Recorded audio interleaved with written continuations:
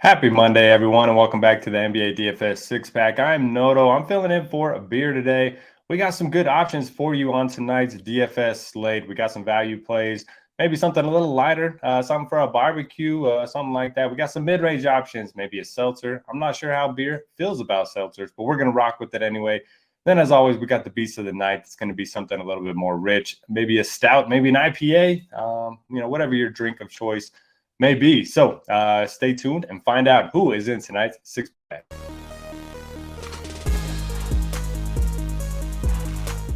All right, everyone, welcome back. Before we get into tonight's picks, I just want to say, make sure to hit that like and subscribe button. It goes a long way in helping us make these videos. Also, check out scoresandodds.com for all of your sports betting needs. Now, first pick of the night, we're going to go with Tim Hardaway of the Dallas Mavericks. Look, the Mavericks, they made some big moves yesterday. They acquired Kyrie Irving. They're not going to be with their new guys tonight. So not going to be with Irving. They traded away Finney-Smith. They traded away Dinwiddie, and Luka Doncic has been ruled out. So they don't have a lot of high-usage players left in the lineup.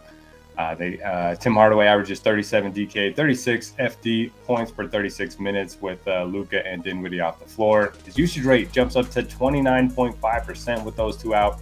And the Jazz, they struggled with perimeter defenders so far this season. Next up, we're staying with the Dallas Mavericks. We're going to go with shooting guard Jaden Hardy, 3,400 on DraftKings, 3,800 on FanDuel. Look, this guy has been solid off the bench all season. The only thing he's been lacking is playing time, and that shouldn't be an issue tonight. Once again, the Mavericks, they're not going to have Kyrie Irving yet, and they're going to be without Luka. And obviously, they traded away Finney-Smith and Dinwiddie. So they're going to be shorthanded. Should be more minutes for Jaden Hardy. This game does have a pretty big spread, and honestly, if it turns into a blowout, that's got to be good news for Jaden Hardy. So I like his playing time. He's averaged 0.85 DK, 0.82 FD points per minute with a 36% usage rate this season. So the numbers are there. We just need to see him play a few more minutes. All right, next up we have point guard, shooting guard Edmund Sumner, 4,500 on DraftKings, 5,300 on FanDuel. And similar line of thinking to the Mavericks guys. So the Nets are going to be extremely shorthanded, obviously making the move. Traded Kyrie Irving. They're not going to have Finney-Smith or Dinwiddie in the lineup just yet, and Durant is still out. So they're missing a lot of bodies. They're playing at home. It's kind of a tough matchup against the Clippers, but they haven't been very good against point guards, so I do like the spot for Sumner. Should push for 30-plus minutes, and he did score 40 fantasy points in his spot start the other night. So I think it's a good value spot for Edmund Sumner. Then we have Nikola Vucevic, who is a center on both DraftKings and FanDuel. 9,100 over on DK, 8,300 over on FanDuel. He scored 40 or more fantasy points in 15 of his last 16 games. So an incredibly high floor, a guy that used to be known for his volatility, somebody that you could only target in tournaments. Nowadays, you can target him in any format. Love the matchup against the Spurs. They're dead last in defensive rating. They're not a very good rebounding team. If you just look at the Bulls' implied total, 9.7 points above their season average. So they're expected to score a bunch of points tonight. I really like anchoring lineups with Nikola Vucevic. All right, number 5 is going to be Domantas Sabonis, power forward / center. DraftKings 10,500, FanDuel 9,500. This is a back-to-back situation for the Kings, but I'm not overly worried about that. He only played 27 minutes last night against the Pelicans.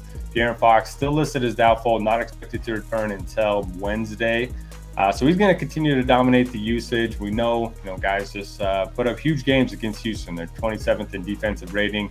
They like to push the pace a little bit. They have been a good rebounding team, but Sabonis is going to get double-digit boards if he gets the minutes. So I really think it's a good spot for him, especially with all the values on the slate. We can definitely afford to go with these stars and scrubs type of build tonight. All right, and finally, it is time for the Beast of the Night. Don't forget to drop your guest for the scoring for the Beast of the Night. Using DraftKings scoring in the YouTube comments, you can win a chance at some RG Premium.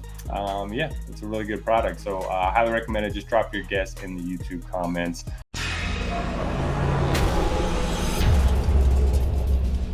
We're going to go with Jordan Poole, one of the more volatile players in the NBA for sure. A guy that can get red hot at any moment. But Stephen Curry is out tonight, and with him out, Poole averages 40 DK, 36 FD points per 36 minutes. So pretty good numbers there. The price point's reasonable, 6,200 on DraftKings, 7,400 on FanDuel. He scored at least 36 fantasy points in 5 of his last 9 games. So coming in pretty good form.